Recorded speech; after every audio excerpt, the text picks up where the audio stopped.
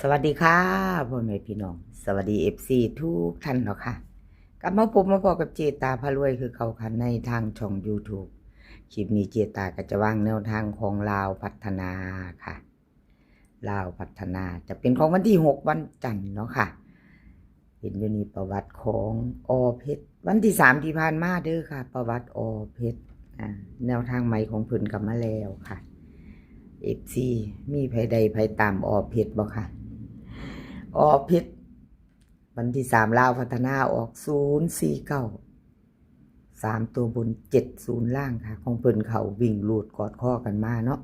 แต่เขาไปตัวเน้นตัวจอกค่ะแต่เขาไปตัวกลับเข้าไป07เข้าไปตัวกลับเนาะค่ะ2งวดหลุดไป1งวดเนาะอเพชรใครจะตามต่อวันที่6ค่ะวันที่6เมษาเป็นวันจันทร์ถึงศุกร์เล่าออกนะพี่น้องออก5 มื้อเว้นเสาร์อาทิตย์เนาะคลิปนี้จะมีอยู่7เซียนดังค่ะเพชรเจตาผ้ารวยเลขลับวงในแนวทางพ่อเก่งคุณยายใจดีรับสายด่วนค่ะร่วมเซียนเด้อค่ะมี7เซียนดังซื้อไปมาของผู้ใดค่ะถ้ารับชมรับฟังพิจารณาไปน้ำกันค่ะพิจารณาไปกับเจตาเนาะแนวทางใหม่ของหลายๆเซียนเนาะค่ะเอาเพชรค่ะเพิ่นให้มาวันที่6วิ่งรูด6กับ2ค่ะ2ตัว4หาง63 62 27 28ค่ะเบิ้ล66 22 3ตัว3หางค่ะ63 6 6 2 7 6 7 8 628ค่ะวิ่งรูดของเพิ่น6กับ2ตัวเน้น2หางค่ะ26กับ28 3ตัวเน้นหางเดียวค่ะ628กับขอบคุณเพชรค่ะที่ให้แนวทางมาว่างทางช่องของเจตาเนาะกับขอบพระคุณเป็นอย่างสูงใครจะต่อกับเพิ่นก็แคปหน้าจอเนาะค่ะแคปหน้าจอไปต่อเป็นของเจตาพารวยค่ะเป็นของเจตาค่ะพี่น้องมาอีกแล้วเจตาวิ่งลูดขอโทษขออภัย FC เนาะค่ะเดี๋ยวเจตาให้เบิ่งประวัติก่อนเบิ่งวิ่งลูดของเจตาพี่น้องนี่คือ4งวดค่ะ4งวดของเจตาวิ่งลูดเข้ามาแล้ว4งวดติดกัน2ตัวบ่เดินบ่มาเนาะพี่น้องจับคู่ไม่มาเนาะกับขอโทษขออภัยหลายๆค่ะวันที่3กับ049 3ตัวบน70ก็มา7ตัวเดียวค่ะเจตามา71เนาะค่ะพี่น้องบ่มี0ลุดไปกับขอโทษขออภัย FC เนาะค่ะมาไปใหม่4งวดแล้วเจตาหลุด2ตัวเนาะค่ะมาตะวิ่งหลุดเจตาพารวยค่ะลาวพัฒนาวิ่งดูดให้1กับ5ค่ะ2ตัว15 16 58 57เบิ้ลค่ะ711 55 3ตัว3หางค่ะเสียง5157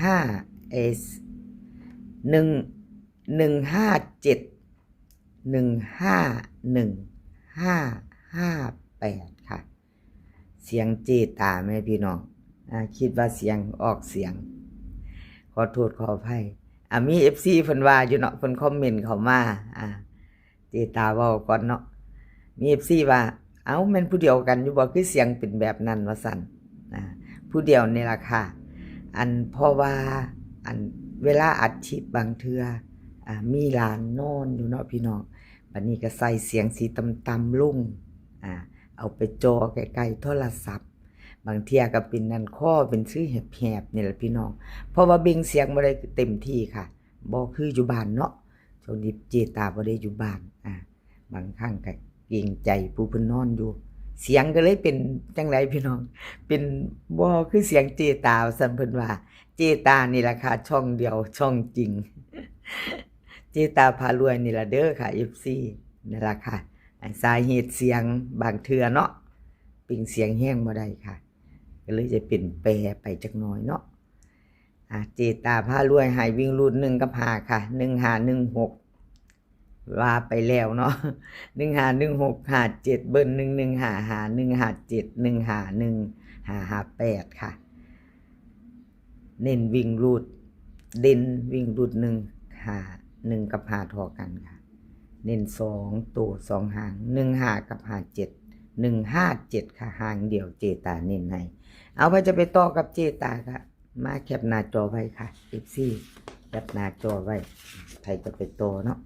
ไปพิจารณาใหม่แนวทางใหม่ของเจตาอะไรก็เกิดขึ้นได้เนาะค่ะพี่น้องเลขทุกตัวเอามาวางเพื่อเป็นแนวทางโปรดใช้วิจารณญาณในการรับชมเป็นอย่างสูงค่ะรับชมรับฟังเป็นเพียงแนวทางเนาะค่ะพี่น้องเลขรับวงในค่ะรับวงในวันที่3ที่ผ่านมา049 3ตัวบน70ล่างวิ่งค่ะ9กับ7กอดข้อกันมา2ตัวรุดไปรับวงในค่ะรุด2ตัวไม่มาเนาะวันที่2เพิ่นมาอยู่ค่ะวันที่2เข้ามาอยู่2งวดรุดไปงวดหนึ่งค่ะแต่วิ่งรูดยังเดินอยู่2งวดวิ่งรูดมาอยู่2ตัวมา1ตัวเนาะค่ะเอามาไปใหม่เลขรับวงในลาวพัฒนาค่ะเพิ่นให้มา8กับ3 2ตัว4หางค่ะ83 82 31 32เบิ้ลค่ะ88 33 3ตัวค่ะ3หาง331 838 382ค่ะเอาวิ่งรูดเด่นทอกันเด้อค่ะ8กับ5 8กับ3เด่นเท่ากันเลขรับวงใน2ตัวเน้น83กับ31ค่ะ3ตัวเน้น3838บ่ผิดบ่ถือกราบขอโทษขออภัยพี่น้องผิดดีเนาะน้อมรับทุกคำติชมขออภัยหลายๆเพราะว่าจะเขียนผิดเว้าผิดเนาะมันเทื่อเว้าไปหลายข้อแหงเนาะพี่น้องข้อแหงเสียงก็เปลี่ยนไปบัดนี้เบ่งเสียงแห้งก็บ่ได้เกรงใจบ่คืออยู่บ้านเจ้าของเนาะ FC ขอโทษขออภัยหลายๆค่ะแนวทางพ่อเก่งค่ะวันที่3ที่ผ่านมา046 3ตัวบน70ล่าง2ตัวบ่เดินค่ะมาตัวเดียว2ตัวมา1ตัวเนาะมา7ค่ะขอโทษขออภัย FC แทนแนวทางพ่อเก่งวิ่งรูดของเพิ่นยังเดินอยู่เด้อค่ะสายวิ่งสายรูดพี่น้องปองไปมักวิ่งมักรูดเนาะค่ะแนวทางพ่อเก่ง2งวดกับเขาไป2งวดอยู่ค่ะ2ตัวมา1ตัวเนาะถือว่าเดินอยู่นะพี่น้องยังมาให้เห็นอยู่เนาะค่ะกับขอบคุณแนวทางพ่อเก่งค่ะที่ให้มาบางทางช่องของเจตาด้วยดีเสมอมาเนาะค่ะวิ่งรูดเพิ่นให้มาค่ะวิ่งรูด2กับ5 2ตัว4หาง25265857ค่ะเบิ้ล55กับ22กับ55 258 525 526ค่ะ3ตัว3หางเด่นเด้อค่ะ2กับ5ทอกันวงกลมวิ่งรูดเพิ่น2ตัวค่ะเน้น2หากับ57 3ตัวเน้น1หางค่ะ525แคปหน้าจอค่ะไปจะไปต่อกับแนวทางพ่อเก่งเนาะแคปหน้าจอไว้เนาะค่ะพี่น้องรุ่นใหม่6เมษายนเป็นวันจันทร์เดี๋ยวนี้ได้แก้มือใหม่เนาะพี่น้องได้แก้มือเร็วได้แก้มือเร็วแก้มือไว้จันทร์ถึงศุกร์เนาะค่ะคุณยายใจดีค่ะมาตัวหนึ่งอยู่คุณยายใจดีครับขอโทษขออภัยFC 2ตัวเพิ่นบ่เดินเนาะค่ะ049 3ตัวบน70ล่างค่ะเข้าไป7ตัว1 2ตัวไม่มาเนาะค่ะจับคู่บ่เข้าบ่มีค่ะคุณยายใจดีหลุด2งวดแล้วเด้อพี่น้องหลุดแล้วหลุดเลยเจตาเป็นกำลังใจให้คือเก่าค่ะคุณยายเป็นกำลังใจให้กันคือเก่าเนาะบ่ว่าจะเข้าจะหลุดค่ะขอบคุณคุณยายหลายๆที่ให้แนวทางมาบ้างทางช่องเอามาตามกันต่อค่ะแนวทางใหม่ของคุณยายใจดีวิ่งรูดเพิ่นให้มา3กับ5ค่ะ 3ตัว2ตัวค่ะ2ตัว4หาง35 34 51 50เบิ้ลค่ะ33 55 3ตัวค่ะ3หาง351 335 343วิ่งรูดเด่น3กับ5ทอกันเด้อค่ะเด่นเท่ากัน3หางกับ51ค่ะ2ตัว2หางเพิ่นเน้นให้351ค่ะ3ตัวเน้นทางเดียวใครจะไปต่อกับเพิ่นแคปหน้าจอค่ะแคปหน้าจอไว้แล้วก็ได้พิจารณากันวันจันทร์เจตาลงให้ก่อนเนาะค่ะลงให้ก่อน2 มื้อมีเวลาพิจารณาFC ใหม่เนาะค่ะ FC ใหม่ที่เพิ่งผ่านเขามาเห็นบ่ทันกดไลค์บ่ทันกดติดตามถ้าชอบแนวทางนี้เนาะค่ะช่องเจตาพารวยแนวทางลาวพัฒนากับคลิปนี่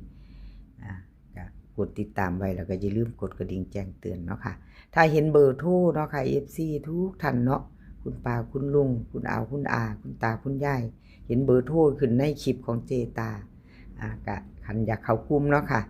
ก็แอดไลน์ไปเข้าไปในไลน์เขากลุ่มเจตาก็จะดึงเขากลุ่มเขาฟรีค่ะเขาฟรีเขากลุ่มก็ดีไปจังนึงเนาะพี่น้องเพราะว่าถ้าบ่ได้เห็นคลิปเดี๋ยวนี้หั่งจันทร์ถึงศุกร์ถ้าปล่อยคลิปไปนำบ่ทันหวยออกเจตาก็จะลงทั้งกลุ่มค่ะไปเบิ่งแนวทางทั้งกลุ่มไปทางกลุ่มใดเพราะว่าถ้าลงบ่ทันพอมันถูกมือเนาะพี่น้องเนาะถ้าถูกมือลงบ่ทันแล้วก็จะได้ร่วมเสี้ยนเนาะค่ะแล้วก็แยกน้อยๆเสี้ยนบ่ได้พี่น้องมันออกทุกมือเห็นเบอร์โทรก็แอดเข้าไปค่ะเจตาจะดึงเข้ากลุ่มแล้วก็ได้ไปเบิ่งแนวทางในกลุ่มเนาะค่ะดึงเข้าฟรีได้ไปเบิ่งแนวทางในกลุ่มมักของผู้ใดชอบของผู้ใดก็บอกมาเนาะค่ะจากใดของผู้ใดบ่ทันเห็นของไผหรือเจตาบ่ทันใดนั้นลงกะไผอยู่ในใจบอกมาได้ค่ะเจตาก็จะตามให้เนาะตามให้หามาให้ FC ได้เบิ่งแนวทางของเพิ่นค่ะเอามาตามรับสายด่วนค่ะรับสายด่วนวันที่3ที่ผ่านมาหลุดไปกับพี่น้อง049 3ตัวบน70ล่าง2ตัววิ่งรูดรูดค่ะรูดไปเนาะ2 งวดติดรับสายด่วนเจตาเป็นกำลังใจให้เด้อค่ะเพิ่นบอกมาอยู่ว่าขอโทษขออภัยแนวทางหลุดช่วงนี้หลุดวันที่6บ่หลุดตรงนะคะเนาะรับสายด่วนข้ามโค้งไปเที่ยวลาวพา FC ไปเด้อรับสายด่วนเด้อเจ้าFC ท่าอยู่ท่ารุ่นอยู่เนาะค่ะรุ่น2 ทุ่มครึ่งกับวันที่6กันเนาะรับสายด่วนค่ะวิ่งรูดเพิ่นให้มา4กับ7ค่ะ2ตัว4หาง47 48 75 72เบิ้ลค่ะ4477 3ตัว3หางค่ะ748 75 7472ค่ะวิ่งรูดเพิ่นเด่นทอกัน7กับ4 2ตัวเน้น2หางค่ะ47กับ75 3ตัวเน้นหางเดียวค่ะ748กราบขอบคุญขอบคุณรับสายด่วนหลายๆค่ะที่ให้แนวทางมาวางทางช่องเนาะกราบขอบพระคุณเป็นอย่างสูงค่ะ